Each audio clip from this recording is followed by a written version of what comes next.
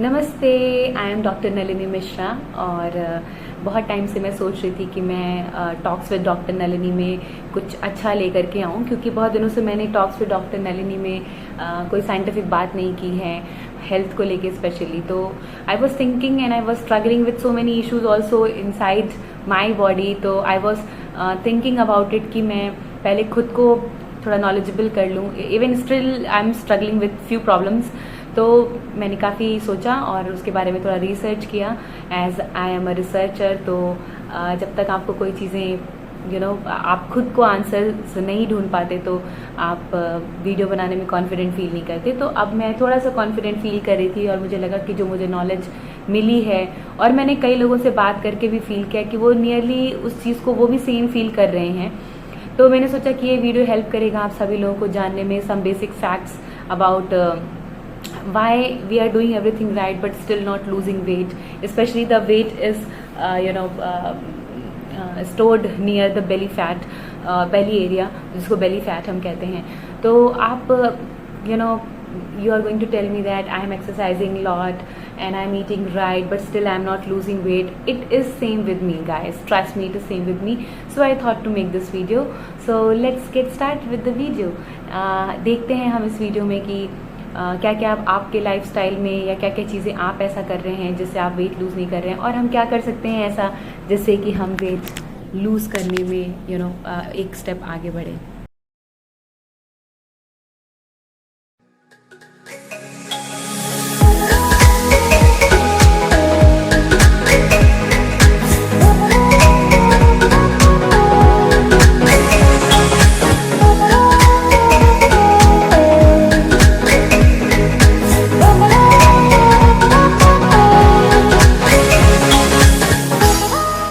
बात कर रहे थे why we are not losing weight. बहुत ही कॉमन आजकल ये टॉपिक है और मेरे लिए बहुत प्रॉब्लमेटिक इसलिए हो गया क्योंकि मैं पास्ट 3-4 ईयर्स से काफ़ी रेगुलर हूँ अपने रूटीन में और मैं एक जगह कांस्टेंट आ गई।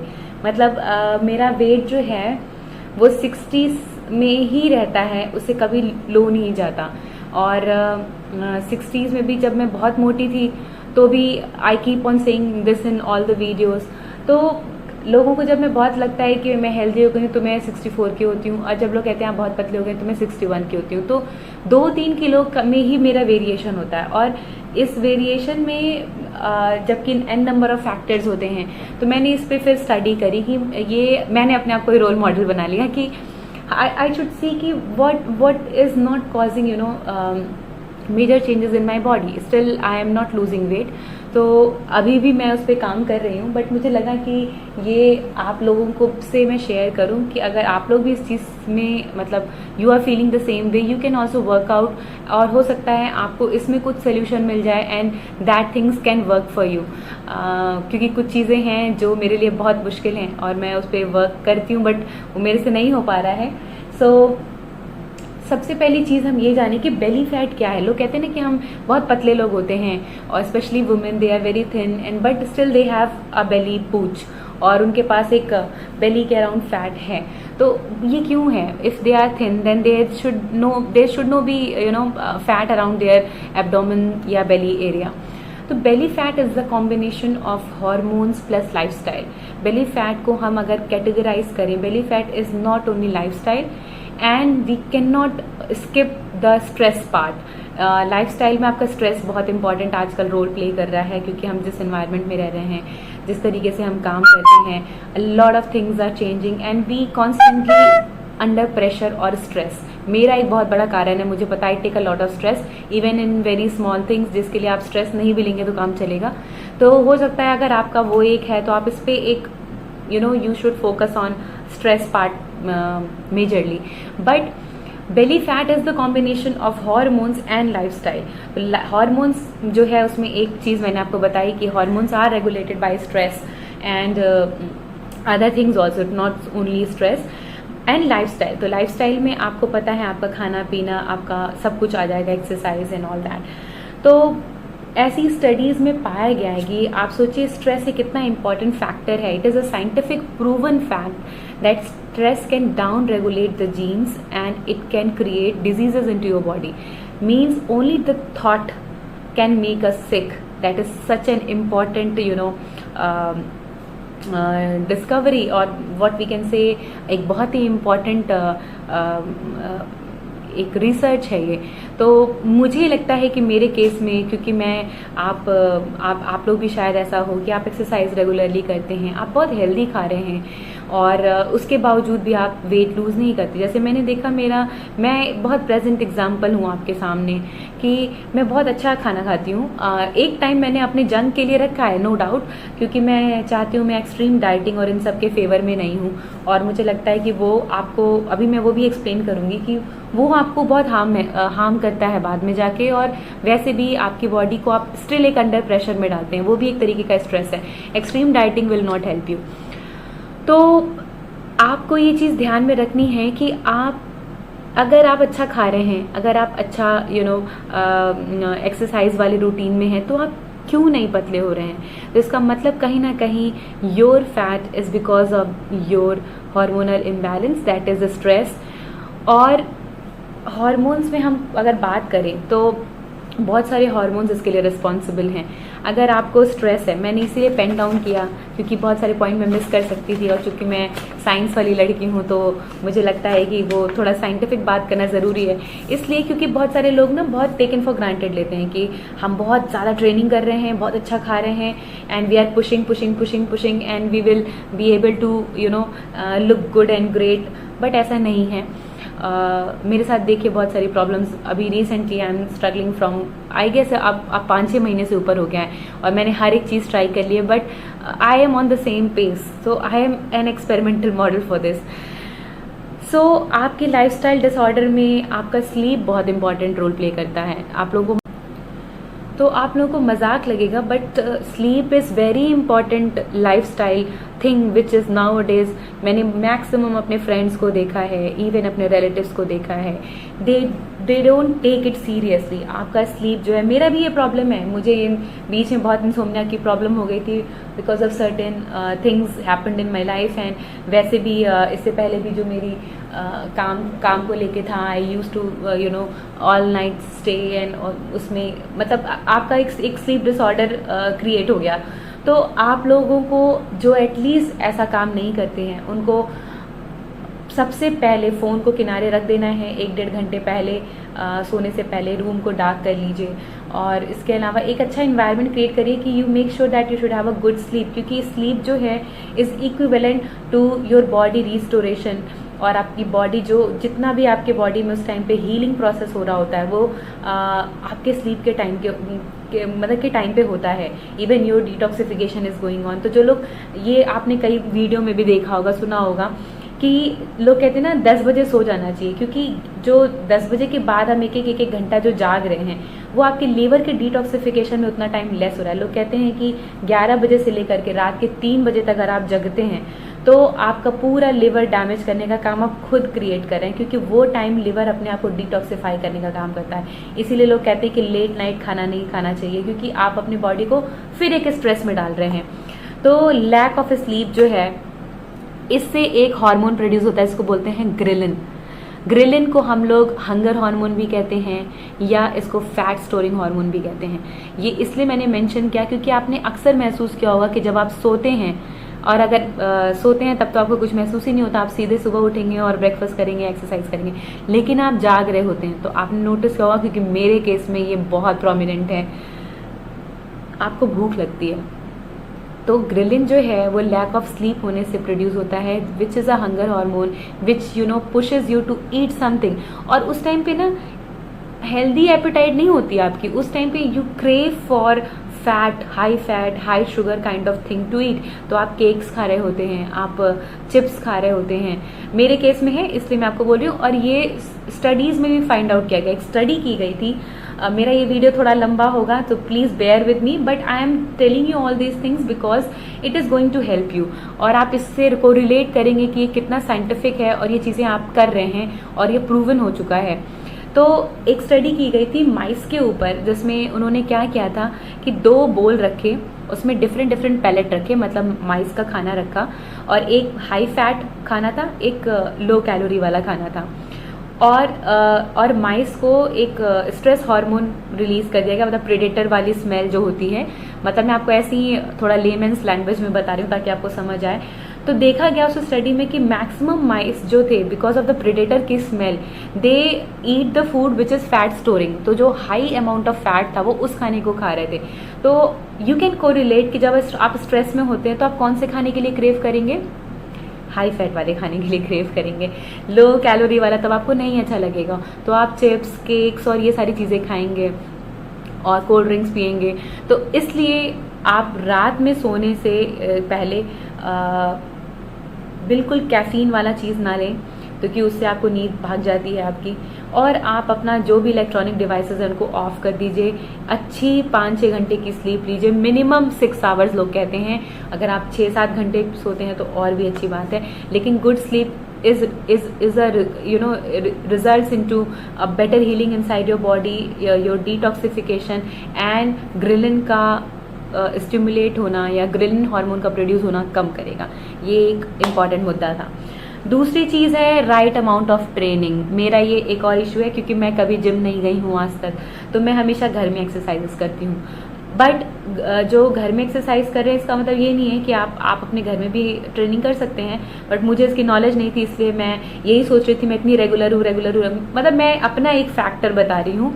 तो मैं ये सोचती हूँ कि मैं एक्सरसाइज कर रही हूँ तो मैं पतली क्यों नहीं हो रही हूँ, means the fat why it is not going away, या मेरा वेट लूज क्यों नहीं हो रहा है। द थिंग इज कि फैट जो है वो एक राइट अमाउंट ऑफ ट्रेनिंग से ही जाता है। जैसे कई लोग, जैसे मैं लाइट एक्सरसाइजेस करती हूँ, योगा करती हूँ, yoga is good, but light exercises जो हैं वो सिर्फ, अगर आप सिर्फ लाइट एक्सरसाइजेज करते हैं या एक्सट्रीम आप 1000 क्रंचेस मार रहे हैं तो भी आप सोचते हैं आपका बेली फैट मेल्ट अवे हो जाएगा, ऐसा नहीं है। तो right amount of training is required, means आपकी ट्रेनिंग में स्ट्रेंथ ट्रेनिंग होनी चाहिए, कार्डियो होना चाहिए और लाइट ट्रेनिंग होनी चाहिए। तो मेरा हमेशा वो मिक्सअप नहीं हो पाता है। मैं अक्सर लाइट एक्सरसाइजेस कर रही होती हूँ क्योंकि मैं उसी को कर पा रही हूँ, तो मैं वो कर रही होती हूँ, और मैं स्ट्रेंथ ट्रेनिंग नहीं करती, कार्डियो भी कम कर रही होती हूँ। बट अगर आप इन तीनों का कॉम्बिनेशन रखेंगे तो आप अपने में चेंजेस देखेंगे और आप फैट जो है आपका लूज़ होगा। इसीलिए लोग कहते हैं कि हमने ट्रेनर को रखा तो हमने लूज़ किया फैट को, तो ऐसा होगा क्योंकि उसको नॉलेज है इस चीज़ की, मुझे नहीं थी। तो इसलिए मैंने हमेशा लाइट एक्सरसाइजेस की हैं अपने पूरे लाइफ, तो इसलिए मेरा फैट इतनी जल्दी नहीं गया। जैसे कई लोग कहते हैं तुमने इतने साल ट्रेनिंग कर ली बट तुम्हारा कुछ रिड्यूस नहीं हुआ। This is one of the important reason, because I am not a professionally trained gym trainer, या I have not taken the knowledge of all those things, तो वो चीज़ें इम्पैक्ट करती हैं। सबसे इम्पॉर्टेंट फैक्टर है जिसमें मैं भी अब आजकल आ रही हूँ, लेकिन मैं मेंशन नहीं करना चाहती हूँ, ageing. Ageing is a very very very important factor. ये भी साइंटिफिकली प्रूवन है, specially for the women after menopause, they tend to gain a lot of weight around their belly, क्योंकि आप एजिंग और विद एज इवन मेन और women without any exception they tend to have having bloated tummy and चेहरे पे भी तो आपको ये चीज़ें ध्यान में रखनी है कि विद एज आपका थोड़ा डिफ़िकल्ट होता है, थोड़ा क्या काफ़ी डिफ़िकल्ट होता है वेट लूज़ करना। क्यों? क्योंकि आपका मेटाबॉलिक रेट स्लो हो जाता है। चूँकि मेटाबॉलिक रेट स्लो है तो हम सब साइंस जानते हैं कि हम बहुत अच्छे से फ़ैट को बर्न नहीं कर पाते, तो फैट को बर्न करना हार्ड है, तो इसीलिए हार्ड है आपका लूज़ करना वेट। और मैंने आपको जैसे बताया हार्मोन से बेली फैट बहुत रिलेटेड है, तो with age estrogen level down हो जाता है, which because of this you tend to have more belly fat. एक बहुत इम्पॉर्टेंट क्राइटेरिया है उन लोगों के लिए जो यंगर एज में जिनको बेली फैट हो रहा है, इन्फ्लेमेशन इसलिए क्योंकि जो आपका बेली फैट है कई बार उतना नहीं होता जितना वो नज़र आता है। It seems larger than its original size. ऐसा क्यों है? क्योंकि जो हम जंक फूड खाते हैं ना, उसमें अ लॉट ऑफ इन्फ्लेमेटरी थिंग्स होती हैं जिससे आप ओवरऑल ब्लोटेड नज़र आता, आपका फेस पफी नज़र आएगा, आपका बॉडी फुला हुआ नज़र आएगा। तो इसकी रेमेडी क्या है? इसकी रेमेडी सिंपल है, अपने सारे जंक्स को बंद कर दीजिए। ये बहुत इंपॉर्टेंट रेमेडी है। और आप ट्रस्ट मी, 1 हफ्ते अगर आप जंक अपना बंद करते हैं, you will see a lot of difference in to your body. तो आप ये तो कर ही सकते हैं, ये बहुत आसान तरीका है। और एंटी इन्फ्लेमेटरी चीज़ों को अगर अपने डाइट में ला सकते हैं तो लाइए, बहुत अच्छी चीज़ें हैं, जैसे कि ग्रीन लीफी वेजिटेबल्स हैं और वो एंटी इन्फ्लेमेटरी है, टर्मरिक है, ये सारी चीज़ें ना एंटी इन्फ्लेमेटरी हैं। इनको अगर अपने डाइट में लाइए तो आप एक लूज़ करते हैं वे। इसके अलावा ओवर ट्रेनिंग अच्छी बात नहीं है। मैंने जब आपको बात की थी कि राइट ट्रेनिंग इंपॉर्टेंट है, राइट ट्रेनिंग में एक इंपॉर्टेंट पॉइंट था over training. Over training again is a kind of stress you are giving to your body. Over training नहीं होनी चाहिए। आप 2 दिन कार्डियो करिए, 2 दिन स्ट्रेंथ ट्रेनिंग करिए, 2 दिन लाइट एक्सरसाइजेस करिए, 1 दिन रेस्ट करिए हील करने के लिए, बॉडी को मसल रिकवरी के लिए। यही एक राइट अमाउंट ऑफ ट्रेनिंग है। ओवर ट्रेनिंग करके हमको लगता है ना हम 100,000 क्रंचेस मार रहे हैं और हम ये कर रहे हैं वो कर रहे हैं, and you are again giving a stress to your body. इसीलिए लोग कहते हैं ना कि एकदम जिम गए, एकदम पतले हो गए, फिर एकदम से खत्म, फिर से फूल गए। Because of this you are putting your body under a lot of stress. So एक और जिसके लिए मैंने हमेशा अपने वीडियो में कहा है, मैं डाइट नहीं करती। और अब मैं खुश हूँ क्योंकि जब मैंने बहुत सारा रिसर्च किया, मैंने बहुत सारी पढ़ाई करी, ये मुझे किसी ने बताया नहीं था, लेकिन मैं चूंकि सस्टेनेबल वर्ड बार बार यूज़ करती हूँ कि सस्टेनेबल चीज़ें करिए। सस्टेनेबल मीन्स जो आप कर सकते हैं करिए। कभी ऐसी चीज़ें हमें नहीं करनी चाहिए जो हम फ्यूचर में नहीं कर सकते। लाइक अब मैं बहुत जिम जाने शुरू, मैं क्यों नहीं जिम जाती हूँ? क्योंकि मुझे पता है वो मेरे लिए सस्टेनेबल नहीं है। मेरा ऐसा काम है, मुझे घर का काम भी करना है, तो इसलिए मैं वो चीज़ें करती हूँ जो मैं कर सकती हूँ। तो सस्टेनेबल चीज़ में एक इम्पॉर्टेंट चीज़ मेरी बहुत थी, वो थी डाइटिंग। मैंने कभी डाइटिंग नहीं की, और आपने मेरे पुराने वीडियोस अगर नहीं देखे हैं तो देखिए, मैंने कभी भी डाइटिंग को एडवोकेट नहीं किया है। Extreme dieting is very bad. Eating healthy is a good thing, but extreme dieting is not good. तो मैंने कम से कम जब स्टडी की तो मुझे लगा अननोइंगली मैंने एक अच्छी चीज़ की है, क्योंकि एक्सट्रीम डाइटिंग से भी क्या होता है, अगेन हंगर हार्मोन जो आपका है यानी ग्रिलिन, वो फिर से आपको स्टिमुलेट करता है और आपकी एपेटाइट जो है वो कहीं ना कहीं आपको ख़राब चीज़ें खाने के लिए फोर्स करती हैं। और ये फैट स्टोरेज हार्मोन जो है, again it will accumulate fat near your belly area. तो इसलिए extreme dieting is not good. तो मैंने हमेशा अपनी हेल्दी चीज़ें खाई हैं। मैं ओट्स खाती हूँ, अंकुरित चने खाती हूँ, लेकिन मैं शाम को अपना कुछ तला भुना जंक स्नैक भी रखती हूँ। घर का बना ही हुआ होता है, लेकिन वो होता है तेल वेल वाला सामान होता है। तो अच्छी बात है, मैंने उसको अननोइंगली किया, बट ये एक अच्छा पार्ट था कि मैंने अपनी बॉडी को अगेन एक अलग स्ट्रेस में नहीं डाला। तो this is any amount of stress, even it is extreme dieting is a stress you are giving to your body, वो नहीं होना चाहिए। तो ये हमारे कुछ इंपॉर्टेंट पॉइंट थे, लेकिन अभी कुछ और चीज़ें हैं जो आपको बताना इंपॉर्टेंट है। जब मैं स्ट्रेस की बात कर रही हूँ तो वो आपका इमोशनल स्ट्रेस ही नहीं है। इमोशनल स्ट्रेस जो है वो तो है ही है, क्योंकि आप अब जब मेंटली बहुत कि कभी किसी का मेल आ जाए, कुछ आ जाए, आपका प्रेशर आ जाए सिर पे, and that you crave on something to eat and all, अब मुझे बाहर जाना है, मुझे ये करना है, मेरा मूड ठीक नहीं है, तो these kind of stress is there. Emotional stress plays a very important role. But emotional stress के अलावा मैंने फोकस किया आपका sleeping habits, exercise routine, food habits, ये सारी चीज़ें आपका is contributing to your belly fat and not losing weight. Belly fat के लिए ही सिर्फ ये वीडियो नहीं है, यू आर नॉट लूजिंग। जैसे मेरा वेट लूज नहीं होता, मैं हमेशा अपने एक कांस्टेंट 3-4 kgs के अंडर ही रहती हूँ, चाहे मैं बहुत मोटी लगूँ तो भी, चाहे मैं बहुत पतली लगूँ तो भी। तो आई एम नॉट लूजिंग वेट, इसलिए मैंने ये सारे रीजंस आपको बताए। दूसरी चीज़ ये है, जो फूड हमारी हैबिट्स हैं उनमें क्या होता है कि जब हम स्ट्रेस लेते हैं ना, तो हमको हमारा जो ब्रेन है वो कॉर्टिसोल को इंक्रीज करता है, ठीक है, it is a stress hormone cortisol.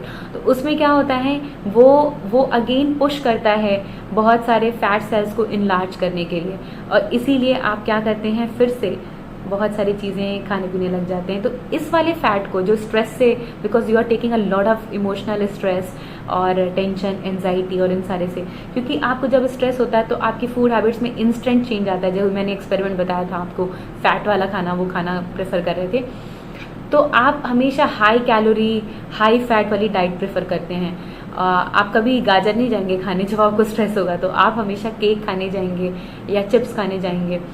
तो इसका मैनेजमेंट कैसे करें, क्योंकि इसका तो मैनेजमेंट और कोई है ही नहीं, क्योंकि आप स्ट्रेस से इसको कर रहे हैं। स्ट्रेस, मेरे साथ ये प्रॉब्लम है, मैं जब स्ट्रेस लेती हूँ तो मैंने नोटिस किया मुझे भूख लगती है और मैं ऊटपटांग चीज़ें खाती हूँ। तो इसका मैनेजमेंट क्या है? इसका मैनेजमेंट ये नहीं कि आप जंक खाना बंद कर दें, क्योंकि आप खाएंगे तो इसका मैनेजमेंट जो है वो एक्सरसाइज से भी नहीं होगा। और यही वो लोग हैं जो बहुत पतले होते हैं लेकिन पेट निकला होता है, इसका मैनेजमेंट सिर्फ और सिर्फ योगा है या मेडिटेशन है। तो इसका मैनेजमेंट मैंने आपको बताया, आप एक या तो वॉक पे चले जाइए अगर आपको नहीं मेडिटेशन करना पसंद है या कुछ, लेकिन अगर आप 2 मिनट के लिए मतलब जस्ट बीइंग अवेयर और डीप ब्रेथ लें, सिर्फ 2 मिनट्स के लिए, साइंटिफिकली प्रूवन है इसलिए बोल रही हूँ, 2 मिनट्स के लिए अगर आप डीप ब्रेथ लें तो आप महसूस करेंगे कि आपका वो स्ट्रेस यानी कॉर्टिसोल जो है वो कहीं ना कहीं it's coming on to that level और आप जंक खाने से बच जाते हैं। तो ये इसका मैनेजमेंट योगा ही है या अवेयरनेस वाली ब्रीदिंग है जिसको हम लोग प्राणायाम कहते हैं, या आप मेडिटेट कर सकते हैं या आप बाहर जाके वॉक कर सकते हैं। इसका मैनेजमेंट यही है। तो इससे क्या होगा, आपका कॉर्टिसोल डाउन रेगुलेट होगा और आप नहीं उटपटांग चीज़ें खाएंगे।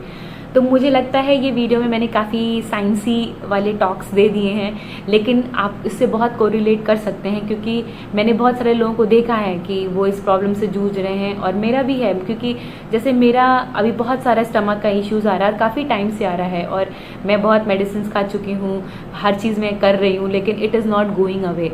तो मैं I have cut down those things into these things only. मुझे पता है मैं कहीं ना कहीं इन सारी चीज़ों से सफ़र कर रही हूँ, इसीलिए चीज़ें ठीक नहीं हो रही हैं। तो आप प्लीज़ आप देखिए आप इनमें से कौन सी चीज़ जो है वो कर सकते हैं। जैसे कि मैंने बोला कि हमारे जीन्स जो हैं वो डाउन रेगुलेट होते हैं और they can make us sick. Similarly if we will think good, our thought process can make us sick, then they can also make us well as well.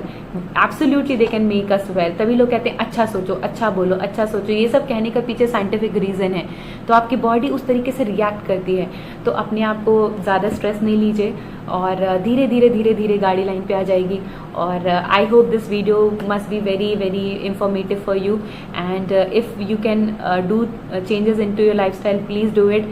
Stay happy and healthy. Namaste, and please share this video to the ones who need it. Thank you. God bless us all.